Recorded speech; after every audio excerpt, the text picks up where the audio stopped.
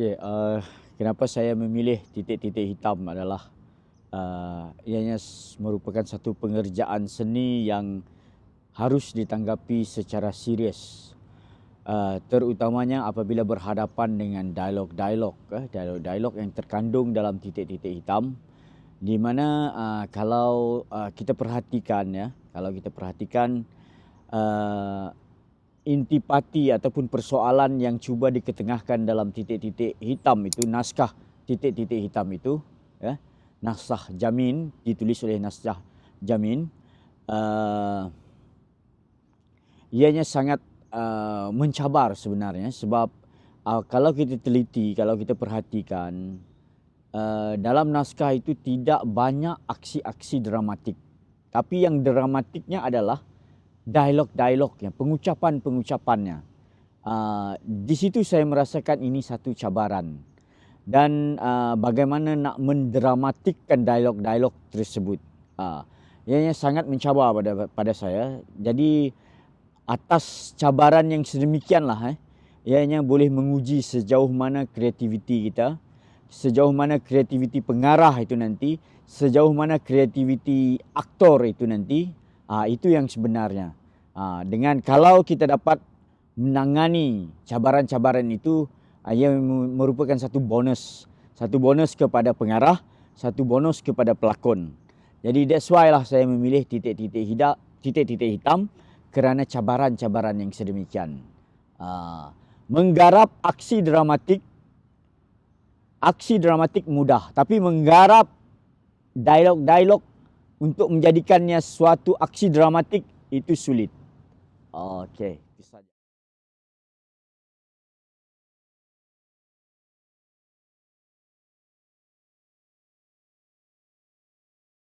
Okey, saya memilih Haslina Hasbi untuk mengarah titik-titik hitam ini adalah kerana selain daripada beliau adalah isteri saya, saya memahami akan kemampuan, saya mengetahui akan kemampuannya untuk mentafsir, untuk menaksir, untuk menjelmakan intipati titik hitam itu di atas pentas. Saya yakin dengan kebolehan beliau, dan secara tidak langsung seperti yang saya katakan tadi, cabaran-cabaran yang menarik itu saya cuba letakkan kepada beliau.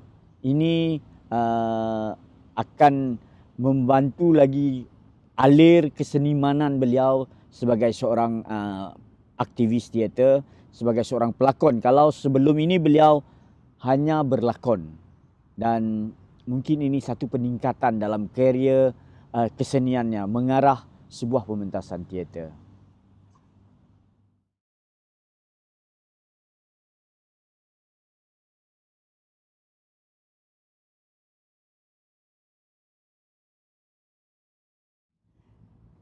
Pemilihan pelakon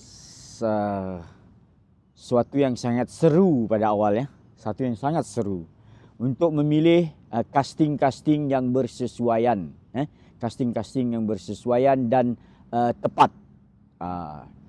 Bukan sekadar kita mengetahui seseorang itu dah berpengalaman di atas pentas, tapi kita juga mengambil kira semangat juang aktor-aktor tersebut.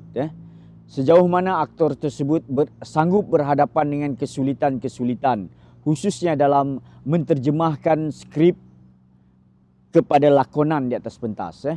Kerana seperti yang saya perkatakan terlebih awal tadi, skrip ini agak berat. Penzahiran skrip ini agak berat, bukan sekadar pengucapan dialog yang begitu, tetapi memerlukan dalaman, perasaan dalaman, memerlukan dorongan-dorongan di sebalik dialog-dialog tersebut. Sejauh mana pelakon-pelakon boleh mengeluarkan subtek. Itu yang sangat penting dalam proses casting tersebut. Seperti kita ketahui, penonton hadir ke pentas untuk melihat subtek. Itu sebenarnya. Kalau penonton nak tahu cerita, dia boleh baca skrip saja. Boleh baca skrip di rumah. Dia tahu, begini ceritanya. Tetapi mereka hadir ke atas pentas, hadir ke panggung adalah untuk menonton subtek. Jadi disitulah tanggungjawab aktor itu, tanggungjawab pelakon itu bukanlah suatu hal yang mudah. Jadi segala-galanya bertolak daripada ilmu. Memang ada yang mengatakan berlakon ini senang, sekadar melafazkan dialog. Tidak, itu bukan hakikatnya. Hakikatnya ialah apapun, sekecil manapun lakonan anda, ianya harus didasari oleh ilmu. Itu yang saya katakan tadi, cabaran sewaktu memilih pelakon itu sangat getir, sangat seru, dan memang pun berlaku dalam proses pemilihan pelakon. Kita dah pilih salah seorang pelakon, tapi ada pelakon yang tidak mampu, mengatakan tidak mampu untuk membawakan watak tersebut kerana terlalu berat. Jadi kita terpaksa buat pertukaran pelakon pada saat-saat akhir. Tidaklah saat-saat akhir, pada pertengahan latihan kita itu kita terpaksa tukar pelakon kerana ada pelakon yang tidak mampu untuk membawa watak yang kita bagi. Okey. Kesimpulan yang mudah, untuk casting tersebut, untuk casting titik-titik hitam ini, memang kita melalui proses yang agak seru. Itu saja.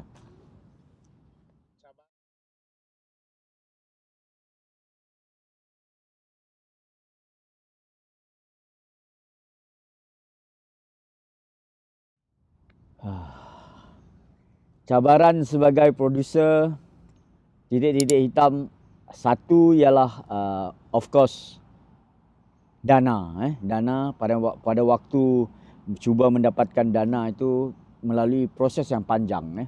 Bukan sekadar kita siapkan satu kertas kerja, kemudian submit, kemudian terus dapat. Tidak. Ada banyak cabaran-cabaran, halangan-halangan yang perlu kita selesaikan terlebih dahulu, khususnya kita nak dapatkan dana tersebut. Pihak berwenang akan meneliti kita pun profil kumpulan dan sebagainya, kemudian bagaimana cash flow studio mimpi dan sebagainya, itu dia ambil kira. Jadi tidaklah suatu hal yang mudah untuk mendapatkan dana. Jadi serba sedikit ianya memerlukan pengorbanan, serba sedikit ianya memerlukan pertimbangan-pertimbangan yang memerlukan kita berkorban sebenarnya. Mungkin kita perlu dahulukan duit kita perlukan beberapa certain amount untuk kita gunakan dahulu sebelum kita mendapat dana yang diberikan. Okey, itulah cabarannya.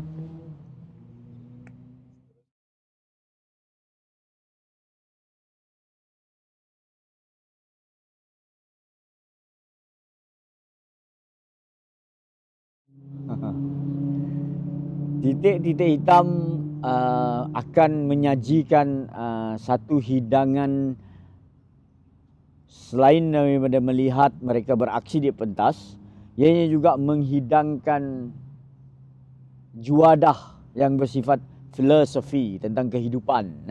Filosofi tentang kehidupan, tentang kesetiaan, tentang kejujuran, tentang pertalian di antara keluarga. Di mana cerita ini memang menjurus kepada pertalian kekeluargaan. Bagaimana pertalian kekeluargaan itu harus dijaga agar harmoni.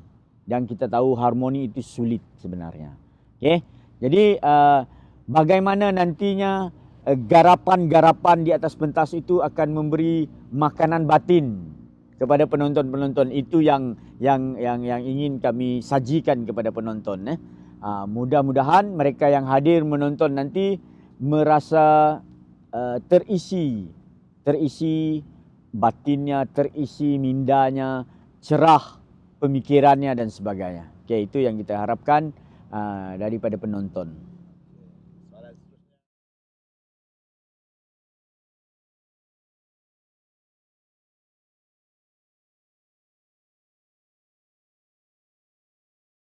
Mengapa kami Studio Mimpi memilih untuk berbayar ialah ini adalah sebagai satu permulaan kepada menyahut cabaran kerajaan untuk menghidupkan industri kesenian. Untuk menghidupkan industri kesenian dan mungkin ini merupakan satu pendidikan kepada khalayak agar menghargai menghargai kerja-kerja seniman, menghargai kerja-kerja seniman, dan perlu diingat seniman-seniman yang terlibat di atas pentas itu juga perlu membayar bil, perlu membayar bil api, bil air, internet dan sebagainya. Kalau tanpa imbalan keuangan ataupun imbalan dana ataupun imbalan uang yang sedemikian, kita tidak boleh meneruskan proses kesenimanan kita. Jadi seharusnya kita jual lah, kita berada di panggung itu kita jual produk kita sekadar RM10, okey, sekadar RM10. Macam saya kata, itu adalah usaha awal kita untuk menyahut seruan kerajaan untuk menghidupkan industri kreatif kita. Itu sebabnya kita memulakan secara berbayar.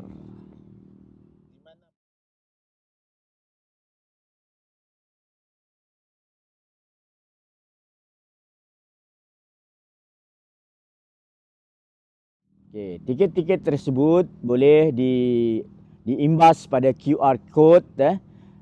Selain daripada mengimbas di QR code, tiket-tiket juga boleh didapati pada malam persembahan di pintu masuk. Okay?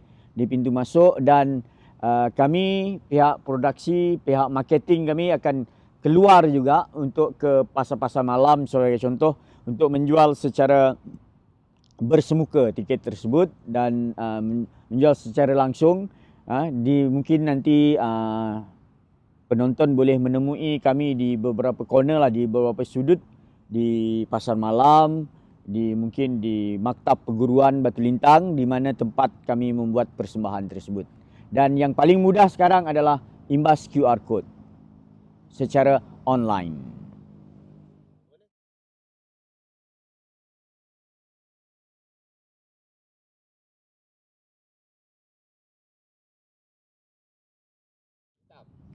Okey, sekiranya anda sudah lama tidak menonton teater, datanglah, sebab kami menjanjikan suatu sajian rohani, sajian mental dan juga keindahan-keindahan yang lain dalam titik-titik hitam melalui lakonan-lakonan pelakon seperti Saudara Malik, Saudara Malik yang telah memenangi beberapa kali sebagai pelakon lelaki terbaik di peringkat kebangsaan.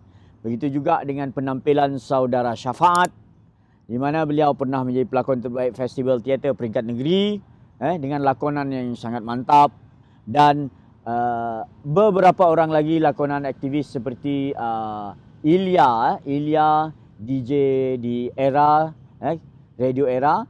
Beliau juga turut menampilkan lakonannya, dan juga saudari Nora, saudari Nora. Jadi datanglah beramai-ramai untuk menyaksikan titik-titik hitam pada 1 Oktober 2022, pada 2 minggu lagi ataupun bertempat di Auditorium Tun Ahmad Zaidi Adrus di Institut Pendidikan Guru Kampus Batu Lintang.